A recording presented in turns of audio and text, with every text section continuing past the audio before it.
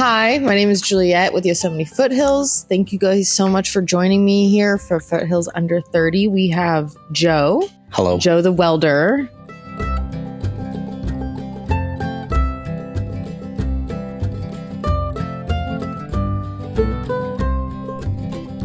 Now I'm grown, what do I do with this ground for which I grew?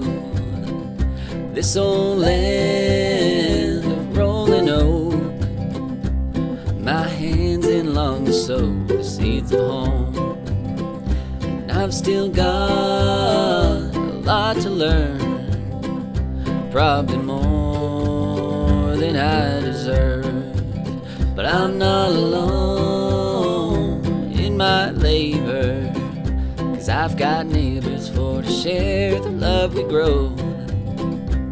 If we can come together, we can weather any storm. So brother, take my hand, I'll take hold of yours. So let's all come together, build a better life for all. These wild waves of oak that crash against the mountains tall.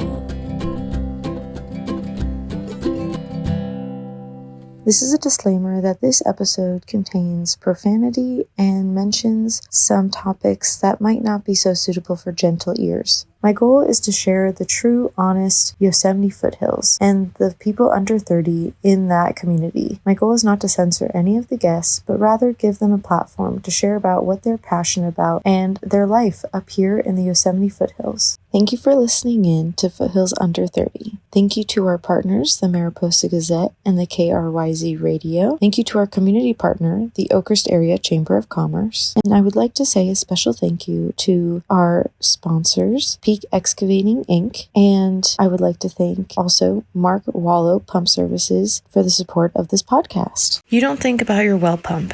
Well, until it stops working. And when that happens, you want to know someone who knows what they're doing, picks up the phone, and shows up fast. That's where Mark Wallo Pump Service comes in. Based right here in Oakhurst, Mark has been keeping water flowing across the foothills since 2008. Whether it's a new installation, a pressure tank issue, or an emergency in the middle of the night, Mark brings experience, honesty, and a calm you want when the faucets go dry. It's not a franchise, it's not a call center, it's one local expert who knows these hills and treats every job like it's his own home. If your pump fails you, or you just want to stay ahead of the problem, call Mark Wallo Pump Services. He'll get the water back on. And you can call him at 559-760-6626. We have Joe. Hello. Joe the welder. Welcome. Yes, exactly. That's what we're doing. We're just trying to find gold. I don't know. Some days I think I've already found it. You found the gold? Yeah. I think what you're doing here is already better than that. No, seriously. Like, I could be mining for gold, but welding's just as good. Probably pays better. Probably pays better. Yeah. By the time you, count the stumbling around the forest hours.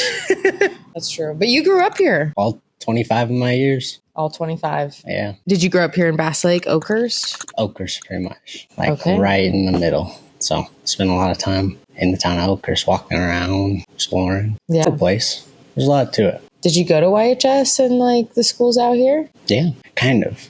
I went to Oakhurst Elementary School, but I actually skipped OCI and I went to a private school. Still in Oakhurst, it was a Seventh-day Adventist private school, but they were really cool. They taught me a lot of things I don't think I would have learned, like how to cook. And they taught the Bible and all that, so it was cool. Got a different perspective that I don't think I ever would have got through public school, which in the end I think worked out better for me. Oh, then after private school, I went to YHS. Oh, okay. Yeah. You played instruments in high school, no? Yep. So I was in band 4 years. I played the trumpet. I actually played trumpet since 6th grade. Got into it just as summer thing. Shirley Lay, and it was a super cool program. There was once a program where kids up here, I don't know if it still goes on. It might still go on, but during the summer, there's 2 weeks, your kid could come up, they could pick any instrument they want, and the teacher, she knew just about every instrument, so she could kind of teach you. And there's people for guitar and drums too, but she'd give you just a little bit of,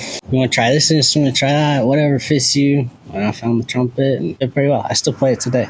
Yeah, you're in a band now. The community band, the Oakers community band. You gotta go watch the concerts. There's a spring concert, winter concert, summer concert. Do you guys practice every week? Every Monday. Every Monday. As much as we can. Yeah. Where do you guys practice?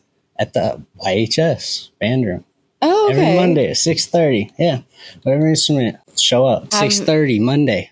Show up. He's telling you. Gotta show up. Invite. If you play an instrument, I'm sure they'll accept you. Yeah. Were you good when you went in or now? No, I stopped playing for like 5 years after high school, and then I hopped back into it. But it comes back like riding a bike. It's easy. Oh my gosh. And you're back on it. And you're just like, I'd like to practice more, but too busy. Yeah, so just Monday. Yeah, pretty much. That's so cool. We get it done. And then do you guys ever play out in the community? Yeah. Like, we go to the Mountain Christian Center. They host like 4 concerts a year. There's a lot of people who do show up that already know about it, but it's pretty cool. Yeah. I couldn't tell you the exact dates, but each season. How did you get into that? Through band in high school. So they'd be telling us about it. If you guys want to play more, we'd show up to community band. So yeah, and then continued after that. A little bit after that. And then COVID shut everything down for like 3 years. Yeah. And now they're trying to recoup. Hey. And get the people back. We want that. That's amazing. We do need more people. And so YHS, and then did you go to college? So I went to Fresno Community College for like 2 semesters to get certified in welding so I could get insurance to start a business. Wow. So you knew, right? Like in high school that you wanted to start a business. I wanted to travel the world with my welding. Like I wanted to go to Australia or Europe or wherever. But then I started welding stuff around here for people, and every day the phone rings. So yeah, so here I am. Travel's postponed. It's postponed till retirement or somewhere in between. Midlife crisis. That sounds good. Oh my gosh. No, but so how did you decide you wanted to start your own business and not just like, how did you even get into welding in the first place? Like, let's just start basic. In high school. Jeff Kirby, great teacher, taught me, amazing basics so I could teach myself from there. And like Kirby gave us a lot. And from there, I started playing around with TIG welding and all of that and stuff I couldn't really get into in high school, and watching YouTube videos and reading what people said on the internet pretty much taught myself to be good at it. And then went to college and got even better at it once I understood it more.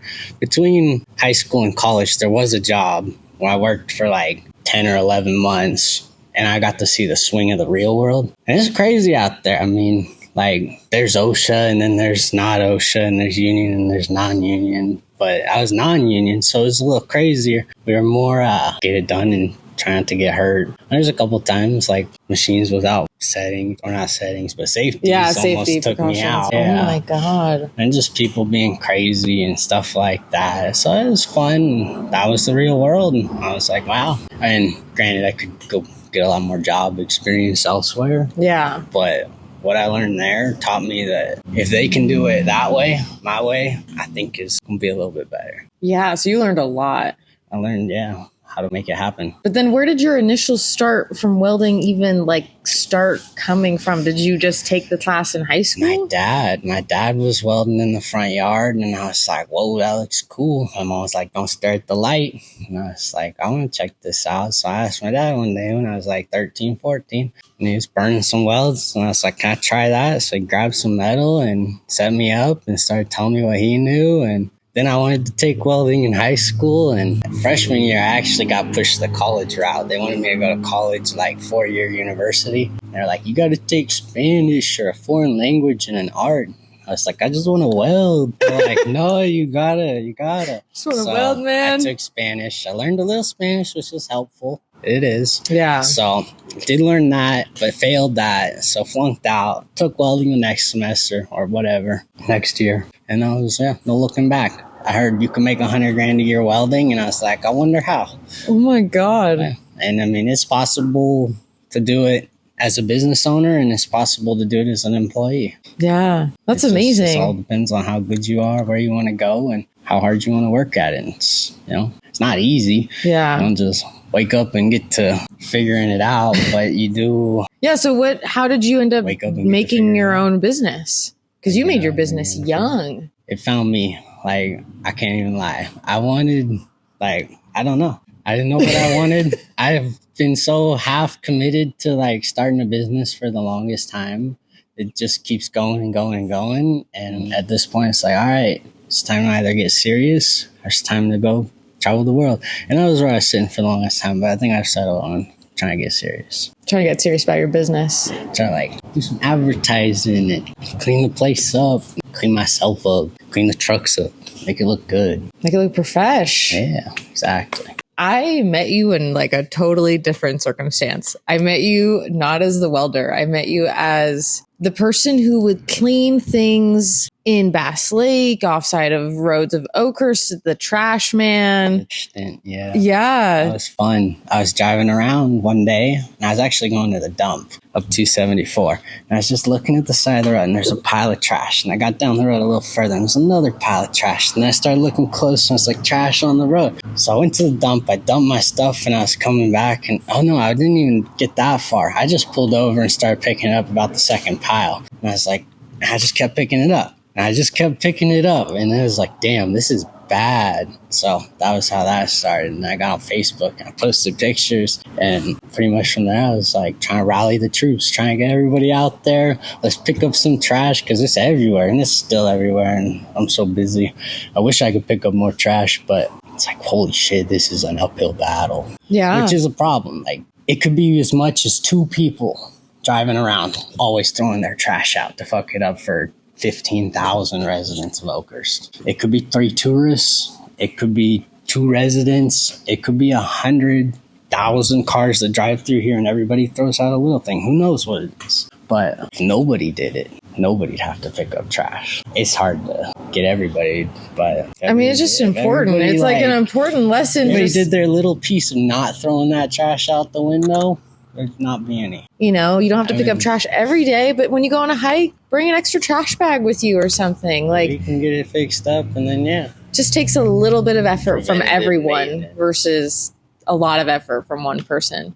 It was fun. Yeah. And there's a team of us. And a lot of us, we picked up thousands of pounds of trash. It was crazy by the end of it, yeah. How did your team end up getting started? Was that something that they just... posting on Facebook, trying to recruit people. And oh my God. Yeah, friends really showed up. That's amazing. I love when the friends and community show up for you like that. It is, yeah. It's a super sweet. And that's what we try to do. Is everybody in the community, I want them to be a friend. I mean, that's what we are. We should all be, a community. Yeah. Look out for one another. Look out for the community. Look out for where we live. Yeah. Simple as that. Yeah. You've explored a lot of the backwoods up here. Random places, driving around, motorcycle riding, Toyota and friends and snow wheeling. We've seen some crazy things and there's a lot to the forest. And, that's how they found Yosemite. John Muir was just like stumbling through the woods or something and he's like, holy shit, look at this. That's very true. That's how you find it. You gotta go stumble through the woods and then cut a road. Yeah. And do some cool stuff. What is some of the craziest things that you found out there in the woods?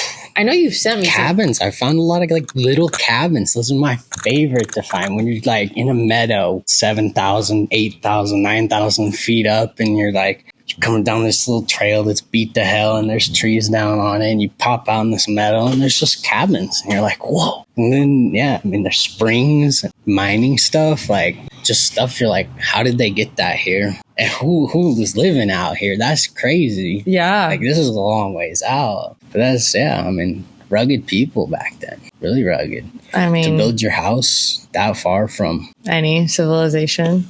But it's still standing. Yeah. I mean, there's a lot of buildings that are hidden in these mountains or that have been taken down.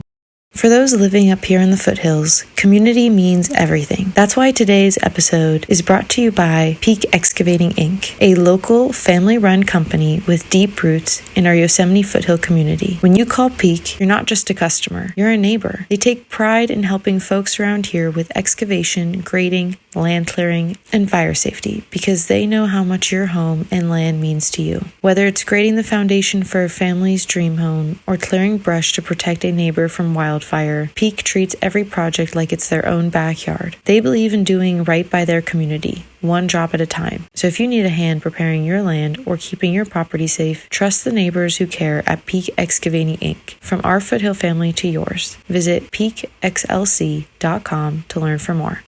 in my industry, there's a lot of gatekeeping when it comes to designs and manufacturing techniques and just the way things go about it. And they are getting better. There's a lot of people who are getting on the internet and they're creating videos. So anybody sitting at home can just get on the internet and be like, I want to learn to weld. And there's like 40 videos of some guy teaching you how to weld. And that's awesome. Like, I think we need a lot more that mentality. Yeah. Just helping everybody. Do you end up finding how to do things if it's like the secretive business? I'm more wired appropriately. As a young teen, I never understood any of this. I never would have. And then I got into the industry and I just kept my eyes open, watched how people did stuff. That was the biggest thing. Is you wanted to know how somebody did something, you just watched them do it. I'm a visual learner, I guess. Yeah. You can ask questions. People are always open to questions. I mean, maybe not everybody, but those are the people I like to find. It's the people who, they know their industry, and you can ask them pretty much any question, and no question is stupid. Yeah. Like, the only stupid question is the one you didn't ask. Those are the people I like to find myself surrounded by. Yeah. People that you can learn from and that you're, they're not having any pressure on you. Yeah. Like, that was one thing that's super cool about owning my own business compared to working for somebody is I get to take the time to really figure out how to do it right. And it might not always be the best way, but the end goal of being the best product is always there. Yeah. No matter what. There's no foreman or whatever I got to deal with jumping down my back. Yeah. What would you say was the hardest thing for you to learn being a business owner so young and not knowing or how to do the business part? Yeah. Taxes, licensing, contractor's license, permits, business license, insurance. Like, I got super lucky. I got my father who's done a lot of this already, but he started his business the same way, kind of just got thrown into it one day and he figured it all out. So he helped pass that on, but there was still just like a mind block when I'm sitting there and I'm like, what do you mean? I work all day and now I've got to come home and record every purchase I made and everything I sold and put it in my computer and just like be on top of that stuff. Like, it's a job on top of a job. Yeah. And then to go and get like a contractor's license and all that, looking back on it, it's really not that hard. But looking ahead into it, I'm just like, oh, this mountain of junk. But now it's like, okay, 3 years of struggling my way through it has led to, I feel like I'm actually on top of it this year. Wow. Hey, first year. Like, I'm about to be like, reaching for a bigger height. Oh, really? What are you thinking? Just, I don't know, be able to like advertise. And I guess I don't want to, I love working for the little people. I don't want to be the asshole who's, you need 2 inches of weld, it's going to be $150. Like, yeah, we're not, I mean, I love to be like, okay, you need just a little piece. I'll put it together. And some days I do get blindsided where I'm like, this guy needs this thing welded, but I need to make some money. So I'm like, I try to, you gotta play with it. You want to be the nice guy, but you can't always be the nice guy because that doesn't pay the bills in California, especially. But you do want to be the nice guy if you can afford to be the nice guy, which is kind of what I'd like to do. I'd like to be able to reach for bigger jobs and have like, I spend a month on this job, sure, but it's way more worth that month of work than little job. Yeah. So, and I do like the little jobs. No, and it's good to like, you got to make your money. I want to shoot for those big jobs. Yeah. Shoot for those big jobs. You got to make your money, and you can't just live for free. Yeah. I do want to get an employee and like start to, possibly even teach somebody like, hey, if I can afford to put you on a project or just, have you whatever sweep and learn to weld on the side. Like, if I can afford to do that, I'd love to do that. Yeah. That's what's super cool. Do they still have welding at YHS? They do, yeah. Yeah. So I could potentially pull somebody who's like fresh out of the high school and be like, because I feel like after what I saw and how like the real world worked, it's good to learn, but it's not good for everybody. Like, there's some people who do need, like, they would excel more in like a nicer environment. I feel like you've always been so grateful and appreciative. I've been extremely blessed in life, so I don't know. Yeah. Like, I can't help but be thankful. Oh, but yeah, you're always such a grateful person. Yeah. I mean, like I say, when I went to the Christian middle school, I learned a lot of principles. Like, that's how I see the Bible. I don't really see the Bible as, like, I like to, I don't know. I see them, I think, my own way, and there's a lot of people who do it like that, but see more as like guiding, like stories and tales, like the fox and the hare, like children's fables almost. Like, these are lessons to be learned on how to just be a good person. Yeah, be a better person, live a better life. And as a community, there's a lot of things to learn. And I mean, I pick and choose. Like, there's a lot of things where you could pick the negative, but I like to pick positive. Yeah. So it's how you want to see it. Yeah, that's beautiful. I wanted to ask you, what advice do you have for people coming out of high school who might not know what they want to do, but are maybe wanting to do welding, or who want to do more of a practical job? Ooh, if you don't know what you want to do, it's tough. If you want to like make money and you don't really care what you want to do, yeah, I mean, there's plenty of trades to learn. You have electricity, you have welding, you have water, and it's tough because finding these little niches and stuff can be tricky. Like, a lot of people don't know about the pump industry. A lot of people don't know about the water wells, and like, I guess that's a secretive one up here, or a lucrative one. Not secretive, but that's like a trade, I think, that could be expanded on up here with more people coming out of high school, getting into that. And from that, you can learn to be like an electrician, or if you wanted to get into welding. It's tricky unless you go to like school, if you don't have anybody Like, if you know people in the trade, it's fairly easy to get into. Like, if your parents or your uncle or your brother or whatever is in the trade, they have connections. But for people with no connections, I'd say community college is probably your best bet, because the community college will always have connections. Yeah. I have much respect for you, Julia. Like, you don't know. Like, I wake up and I'm like, damn, Julia's a go-getter. I check Facebook and I'm like, damn, she's got another video up. Like, she's just working hard. You are a go-getter. And that's like, that inspires me to be a better go-getter. Oh my God, and Joe, it's you're like, so sweet. yeah, I was like, I don't feed off your energy. I hope you can feed off mine. Oh my God, yes. As we grow and raise this community. Yeah. Maybe start a YouTube channel and teach some people how to weld. Yes. Yes. Get people to come out here, see your art, maybe get some more creative things. Because I think about that someday. Yeah. Like, what do you mostly weld? Like, what is your number one thing that you weld up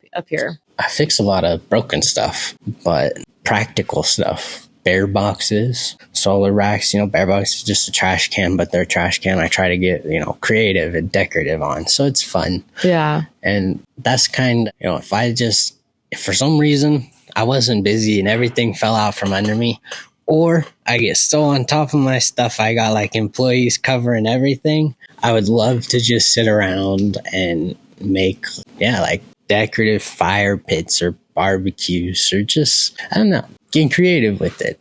I'd like to build cars. I'd probably build a race car if I had nothing to do and a bunch of money, but I feel like as a business owner, it's hard to ever feel like you have the time to not do work.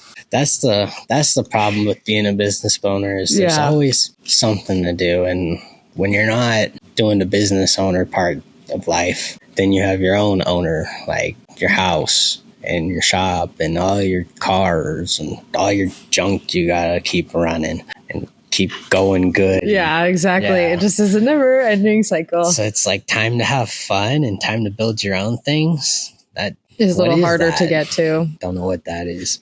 I find time for it. It's what keeps you sane. Yeah. My buddy Damien down the street, he's taught me some good lessons, because he's also self-employed welder, fabricator, does the whole 9 yards. And he was like, man, you work 7 days a week too long. You burn yourself out.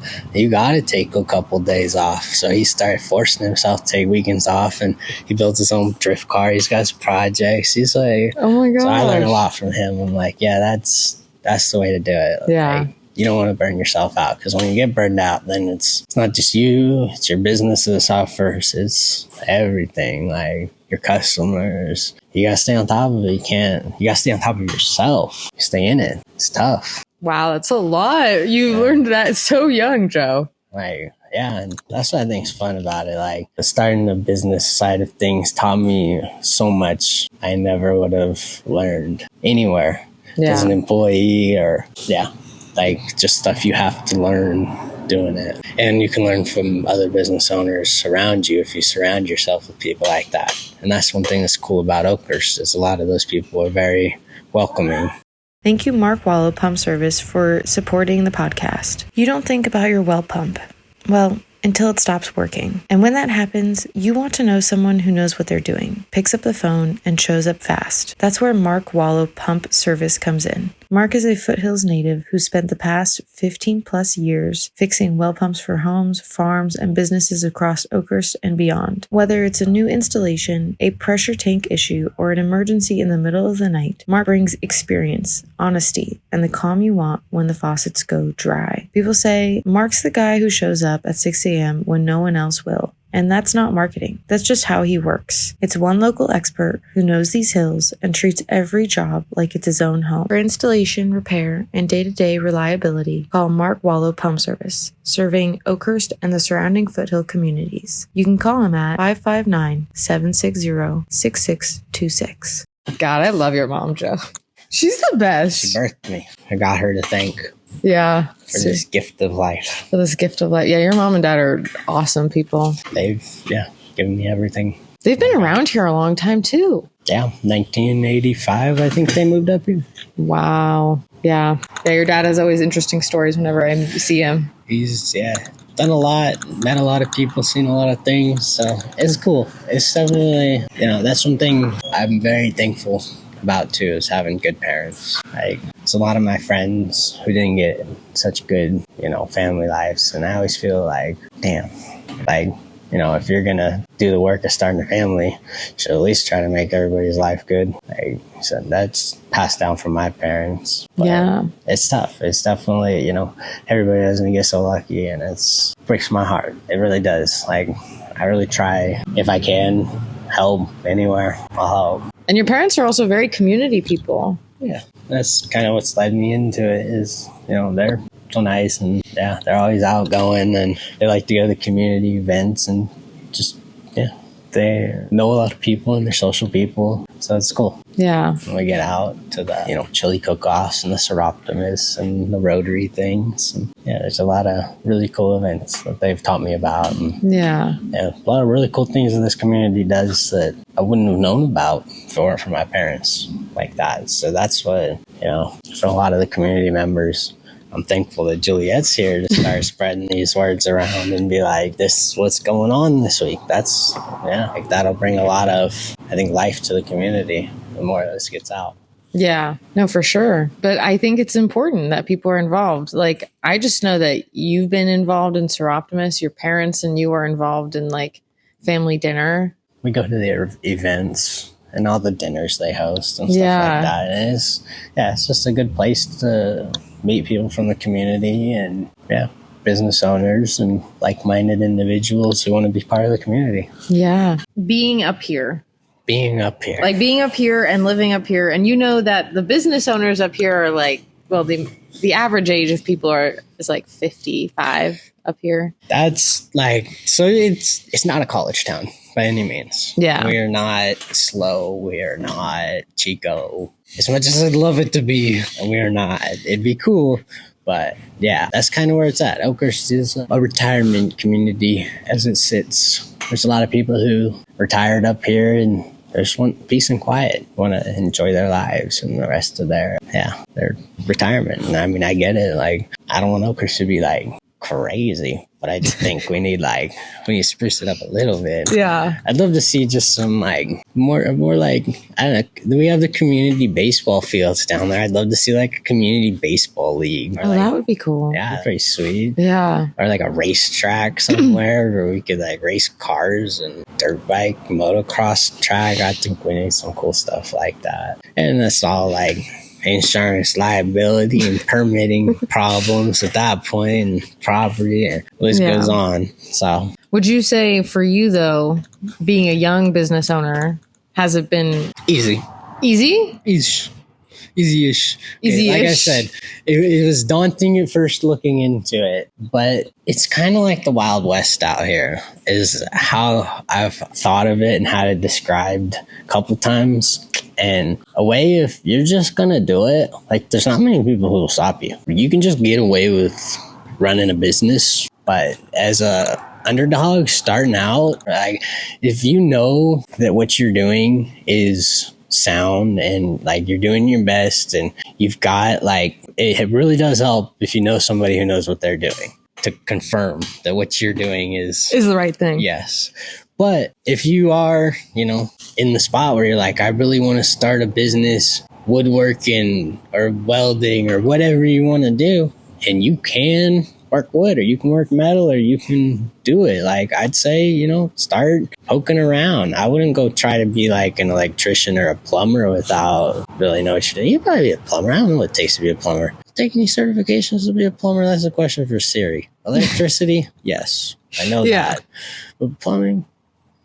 But I think that's also like a big thing is like, I think when you're young, you're often pushed to be like, you have to either be a doctor, a lawyer. Oh, you do not. You can make just as much money as those guys underneath some other person's house. Not as glamorous, but you're still going to make the money at the end of the day. And, if you're smart with it, you do the same as everybody else. You work 5 days a week and you get your weekends off. It's a lot harder to get there as a business owner, that's for sure. But you do reap the rewards of being a business owner. Like you make more money, but you're spending more money. Yeah.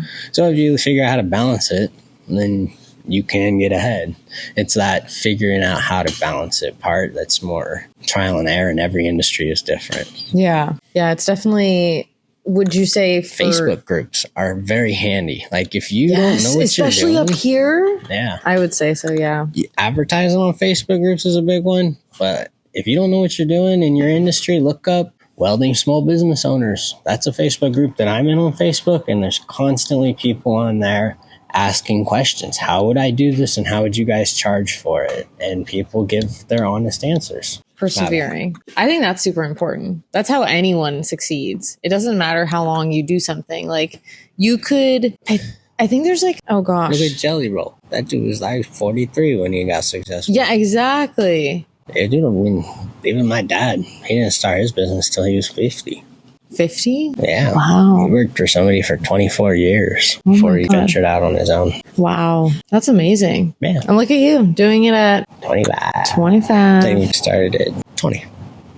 20? Yeah. 2019, I lost my job and got into an argument with the boss over the conditions of the workplace. I said, get me good equipment, pay me more money, or I'm out this bitch. And well, when you give ultimatums, they don't like that. So they just gave me a check and said, get out of here. So I said, all right, I'm out of here.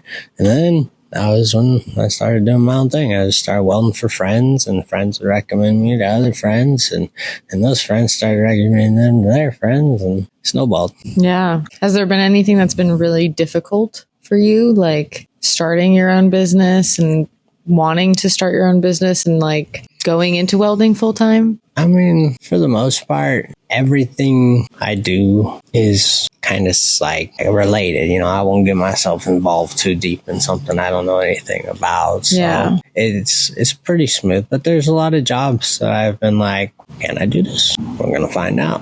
So I take on the job, not exactly knowing how to do it, or even like, I mean, many jobs I underbid because I was like, ooh, I can do that. And then I got into it, and it was actually a lot harder than I thought it would be. Yeah. So I guess you could say that was one of the harder aspects, is just figuring out how to conquer the hills. And most of the time it was just put some thought into it. Yeah. Where there's a will, there's a way. Yeah, for sure. And then for you, going back to high school, would you say that you were like a motivated student? Were you like a party? Did you already know that you were welding and doing that part-time, working part-time? Man, I was not. Like in high school, I was like not all there. Yeah. I don't know.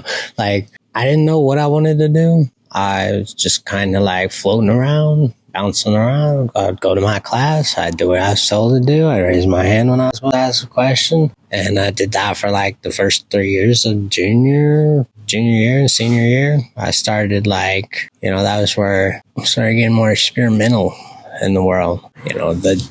I call it the darker side of life, but it's really not that dark. It's just where I like started experimenting with like smoking weed and drinking alcohol and getting out with my friends. And as much as it's like a bad thing to say that you did that, 17 years old, that turned my character from very square to more flowing. Like I got more social and made more friends, and just became more the character I am today than who I would have been if I was just that, what's next, teach, tell me what to do.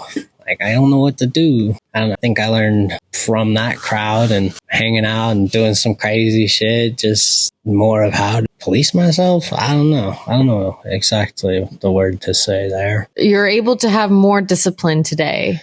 Yeah. Discipline is a good word for it. Actually, I don't know where I got my discipline. That's the funny one. I just get up and I have a list in my head of jobs that people have had me ask me to do that I need to do, and I go and I get them done. There's many opportunities I have to go screw off, and I have to center myself and be like, okay, I've worked 6 days. I can screw off on the 7th day, but I've screwed off 4 days in a row this week. I better work these last, 3 and then even some more after that to get caught up. So it's like, you just have to, discipline yourself. Just learning to become my own human. My parents weren't all over me as I was growing up. They let me go and become my own person. And I think that worked out. Yeah. Having that freedom. Yeah, exactly. Freedom to, and it helps to just not be stupid. I've met a lot of people who are overdone things. I'm like, damn, bro, I myself need to be better when it comes to calling out people I know. And it's just we gotta watch out for each other, in my industry especially. I've seen a lot of people down that road, that drug addicted road, where the metal industry is a very rugged industry. Out there, it's crazy. Watching just the shit that happens. Yeah. I don't want to get too deep into No, stories, it's good. It's good. It's honest. And that's what we need. This is a good reflection of people up here. This is not, at least what I'm trying to do with this podcast is to make it real, to make it about the real people of the area. This is not a washed up version of this. This is not meant to be for, the pretty Oakhurst version or the pretty Mariposa version. This is real. This is reality. This is what people need to hear and see, whether you're old or young. You need to have awareness of what's happening in your community. Yeah, exactly. I hate drugs. And I've seen drugs destroy, promising lives. Yeah. Very promising lives. People who could do great things, but instead they went the party route, partied every single day. And, there's a certain amount of, craziness to that world. It's very prevalent, even just up here. And it's I know drugs are very prevalent up here. And that's something that's very concerning to me. It's a kind of scary thing to know that it's in your backyard. It's definitely I don't judge everybody. I'm not everybody who's a drug addict's a bad person. No, everyone has a complex story. Yeah. And it's not and I will say that is our whole community. We are complex people because whether it's our history, our past, what we've done, what we haven't done, it's a small town. Everyone knows what has happened. Or, they know some version of some rumor of some truth. Yeah. And everyone can grow from it. I do believe in second chances. I do believe in people redeeming themselves. But that takes also acknowledgement and also taking responsibility for what you've done. 100%. It's definitely easier to, it's harder to build bridges you burn than it is to just, keep the bridge there. Yeah. And I like to, help my friends if I can, or anybody. It's don't lie, don't cheat, don't steal. Once you do those things, then it's hard to come back from. And it's, you you build a reputation of it. So if you can keep your reputation honest and think about that, you get a lot better off. Yeah. We're in a life coaching session. Life coaching, yes. You're with Joe. Yeah. I do work. Yeah, you do work. You're a part of this community. I think that's a big thing that, keeps people out of trouble. Like, if you can find something creative to do, especially something that pays the bills, it's a good way to stay out of trouble. And that's what sucks. It's like, I wish this was more accessible to everybody. I wanted to ask you about your community up here. My community. Your community of people. Is it a lot of welders? Is it people that you grew up with here? Is it... My community, mostly people that I grew up with that have either left Oakhurst and come back or just been around here. Yeah. Yeah. And it changes. Like, people move away and new people come in and you meet new people from places and you end up getting involved in new stuff. And yeah, it's always changing. So, yeah. I don't know. My community is very, very, pretty big. Pretty big. There's a lot of people in that one. Yeah. I like to think of that as like the actual Oakhurst community. Yeah. Joe is the popular guy. No, maybe like just a little bit. And to just know people, a lot of people. Yeah. No, that's really nice. And I feel like you want this community to be better. It's an awesome thing having my dad do the pumps and doing the welding myself. I've met so many people who actually don't get out in the community that share a lot of like the same views. And it's like, whoa, a lot of people, we all just want to do our own thing, live and enjoy our lives. And there's not so much division out there as what's played out on phones or TV. And I think everybody can get along. We might not think we can get along, but we can all get along. I think we're all human at the end of the day. That's what we need to see in each other, is that humanity. You just need to get out and hang out, and then you'll realize that, hey, there's some cool people out there. Yeah, it really is. What do you hope for in this community? Progress, Like, I want to see things actually get done. I don't want too much talk and not enough action and too much bureaucracy. I couldn't even tell you what that word meant off the top of my head, but I feel like it's the right word. Anyways, everybody who gets in the way of like actually getting it done, and I know there's so much to be considered, but it's like if we all set our minds and wanted something, like if we want bike trails or we want a walking path around the lake or whatever we want, sidewalks, a big mural somewhere, I want to see cool things like that. Yeah. I want to see Oakhurst like prettified. I guess there's just some places where we could just make improvements, and I just want to see those like actually happen, without all the bureaucracy. Because last thing I heard about sidewalks, when I was talking to somebody, was like, it's $1 million a mile. Like, holy guacamole. I don't know. I guess maybe that makes sense. Maybe that don't make sense. I don't know anything about pouring concrete sidewalks. But if you give me $1 million, I sure as hell could get you at least a mile. If we were like a little more catering to the tourists too.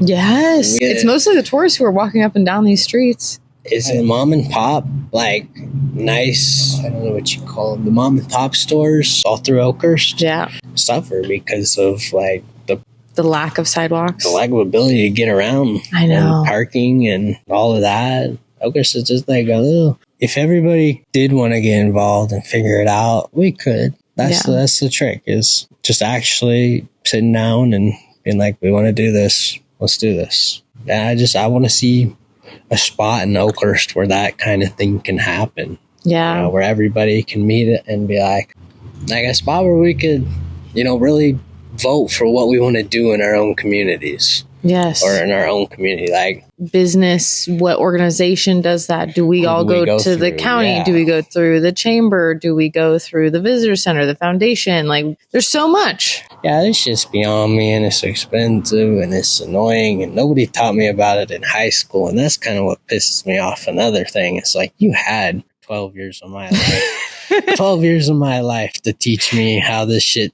works. It's supposed to work, and I never learned an inch of it. But you know what? I can tell you how to add the apostrophe. Yeah, and where to put the comma or something. I can't even tell you that. Yeah.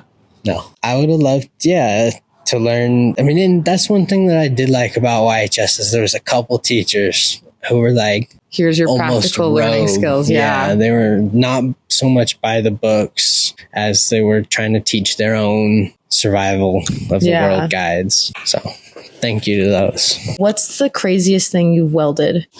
I mean, the coolest project, and probably the biggest project I've done, is a pergola at the Yosemite Government Center, El Portal National Park, like headquarters. It's like a big bunker in El Portal.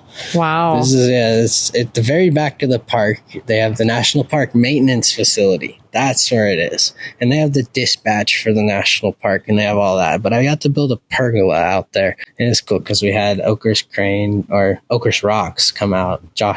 Oh, wow. Josh Knott came out, and he was able to fly this little pergola into place and set it down and weld it all together kind of in place. But half of it was built here at the shop, and we shipped it out there. Yeah, this was one of my bigger jobs. It was a fun one. That's amazing. Yeah, built my Toyota. That's another cool one to actually like put an axle underneath a car and have it work and drive. But that's a cool project with the government center. That was a really cool one. Yeah. That's amazing. That's working in the park is one of the things on my like top tier list. Like if I could figure out how to work in Yosemite more, and there's a welder in Yosemite, and it came open like 5 years ago, and I should have applied, but I didn't, and somebody else got it, and they're a cool guy. I actually met him while I was there doing that job. But it'd be so cool in my world to just be able to like hike to the top of a waterfall and go put a handrail in. Like, here's a handrail out in the middle of nowhere on the top of this rock. Joe the welder did it. Yeah, Joe the welder. Some sweet wells out there. It'd be so cool. And there's a whole crazy story. I was hiking the Clouds Rest in Yosemite once. It's a gnarly trail, like thousands of feet up, thousands of feet down, and you just like, that's the whole trail is up, down for like 12 or something miles. And we're going out there, me and Ellen, and we get passed by this lady coming up from behind, and I look around and she's got a generator on her shoulder, and she's like carrying this Honda generator up the mountain, and I'm like, whoa, that must be 50 pounds or more. And she's just got it on her shoulder in a backpack, and I'm like, what are you doing? And she's like, the mules can't carry it. So she's the mule. She's carrying this to the rock climbers who are going to go put a bunch of anchors in the rocks to anchor all the cables. Oh my God. So it's just like, holy shit, that's impressive. That's amazing. I couldn't do that. My legs were sore for like the next 4 days after that hike. I was barely walking. Yeah. That was a cool one. Oh my God, that's amazing. Yeah, so to be able to do stuff like that, to hike out in the middle of the woods with my welder, solar powered welder, because I can't carry the generator. I love that. Yeah, a solar power welder. Yeah. Oh, that's someday in the future. I'll see you on top of El Cap one day putting a handrail. That'd be the goal. If you weren't a welder, what job would you be doing? Just not to think about, my next job. And I mean, I would love to weld forever, but welding is kind of one of those things where to do it as a professional job forever, you're really like killing yourself. There's so much grease and grit and smoke in your lungs and all that. It's kind of, it's not clean. It's not healthy. I'm super thankful that I got into it. Like if I did do welding, I don't know where I'd be. Really, I'd probably be like trying to play trumpet for the orchestra or something. I was never really good enough for that part. I could be a pump man. That would be like, but like I didn't have that stuff. Shoo, it could just get tricky. Like that's why I'm super thankful I found welding, because after being a welder, it opened my eyes to many jobs that exist in the welding world that aren't welding. There's like, even to being like an operator, you can drive tractors all day, and that's something that I never would have thought about until I was a welder. Until I got around that kind of equipment, and I noticed that there are people who get paid to just operate heavy machinery, and that's like it can be actually a really good paying job. Yeah, to me that's like I'd love to do that. And that's kind of what's nice about welding, is there is some days where it's like you're back breaking and you're working hard and your brain's racked, and to get to the very end of the project and to have figured it all out, it's super rewarding. Yeah. You're like, oh my God, I just struggled for the last 3 weeks trying to figure out this thing that one night I was just sleeping and I woke up and it made sense and I figured it out. It's just kind of crazy how that one happens. That's a cool. But also I feel like you're very you persevered. Like, you also really tried to make it work. You didn't just like wake up with a bunch of knowledge one day, you know, that rained upon you from the heavens. No, there's not many jobs that's like, okay, I've done this a million times. I'm 25. Yeah. I haven't done a million things. I've only done a handful of things, but I have to use my intuition and my brain and what I know and my resources available to me to get it done. And that's the fun part of the job to me. Yeah. That's good. Maybe what's one thing about welding that most people don't understand at all? I think it's maybe actually not just a welding thing. It's everything thing. Professionals. It's a professional thing. Professionals make it look easy. A lot of people will see a professional do something and be like, I could do that. And yes, you can. But it just takes years of experience and years of practice to make it look that effortless. Yeah. And that's what welding is. And it's the same as like logging and a bunch of other industries, plumbing and electrician and pump man, all that. Like, it might look easy when the professional's doing it because he's just breezing right through it. And you're like, oh, that. But then you're in that spot trying to do it. And you're like, oh, man, this is a lot harder. So I think people who, you know, they just watch other people do things and they never actually try to do them themselves. Yeah. That's where you would not understand what actually goes into a lot of this. Yeah, that's true. Well, professionals make it look good. Athletes make it look easy. Favorite local restaurant or cafe? Forks or the Marina Bar. Okay. Favorite small business in town? Am I allowed to vote for myself? Small business, like, how small is small? However small you want it to be. Probably give it to Bass Lake Water Sports. Yeah. Yeah. Just because, I mean, I used to work there and that was a really fun job. But like, knowing that I don't actually have to buy a jet ski, I can just go rent one for $100 an hour. Yeah. You only need a couple hours on a jet ski to have a great time. But yeah. That's true. You never see someone frowning on a jet ski. If they are. Something seriously wrong. Yeah. Okay. Favorite place to go watch the sunset? Oh, the top of this mountain right next to the shop. Yeah. Where are we filming? We're on 222 next to the Old Corral Market. Crash Drive, across from Taylor Mountain. Taylor Mountain's a cool mountain. It's actually like the lesser known mountain of Oakers. There's a whole bunch of trails. There's miles of trails on this mountain, and they're all cut by a crazy, not all of them, but a lot of them were cut by this crazy dude named Paul, who used to ride his bike around here. He's a mountain biker, and I did a little work with him at the lake, and he just had all these crazy stories from when he was a kid. And yeah, it just, that was what made Paul super cool, is all his experiences through that as a kid growing up and being in all this rugged stuff. Like, the stories Paul could tell were just endless, and he was a super awesome dude. But anyways, he got killed riding his bike on 222 here, hit by a car because we don't have any bike paths. And that's one thing that makes me super sad. But anyways, yeah, he cut probably, I don't know, 15 miles of trails in the Taylor Mountain that are kind of starting to get overgrown. So I go up there on my dirt bike and try to kind of clean them up. It's super like steep and hard to access. So nobody ever does anything with it. And it's been sitting here like empty for years. But yeah, anyways, Paul carved miles of trails up there. And this is like my favorite mountain up here. What's the best smell in the foothills? Ooh, I smelled it the other day. I couldn't explain it, but it's just like, I guess maybe like the morning dew. It's in the morning when it's like cold. It's either like just after it's rained or just before it's rained. Yeah. Yeah. If the foothills had a sound, what would it be? For me, cars. Cars. Driving past all day long.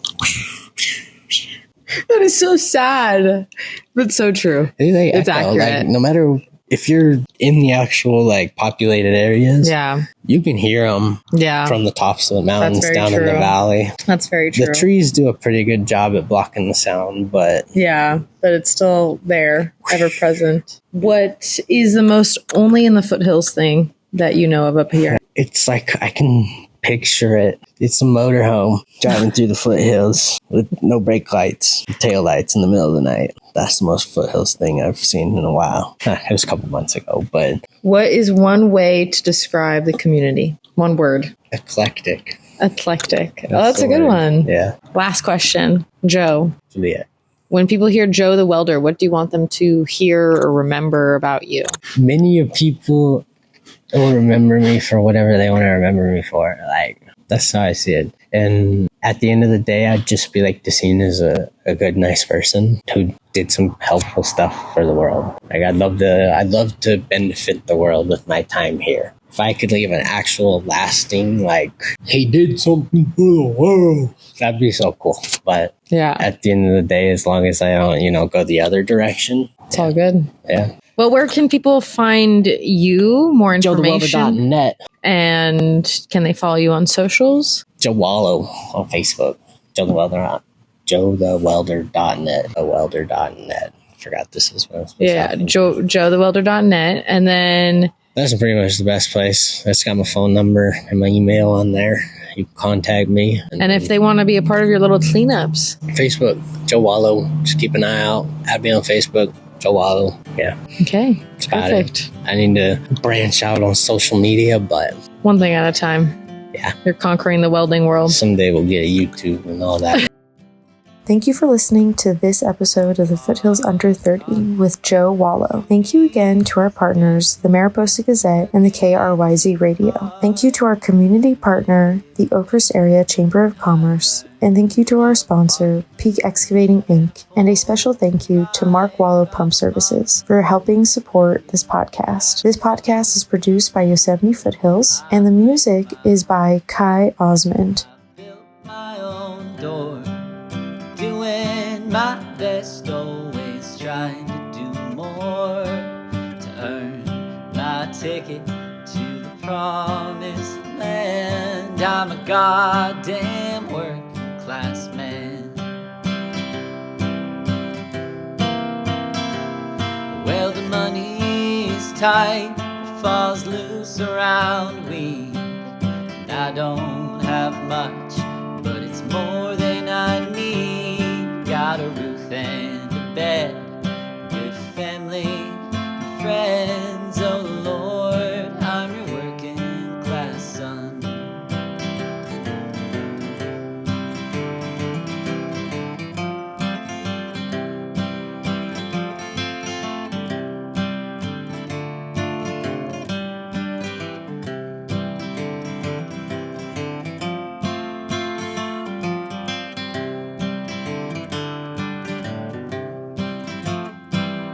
One day at a time, 2 jobs day to day.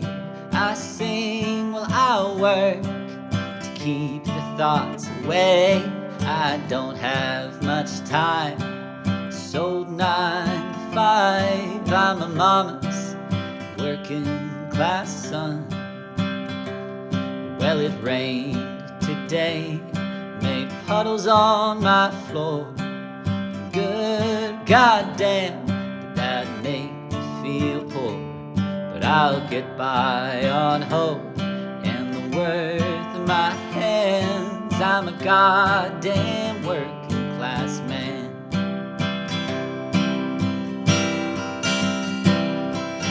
I am a candle, both ends are burning. I work myself silly, 'cause I don't feel deserving of this blessing called life, this love unconditional. Oh Lord, I'm a working class son.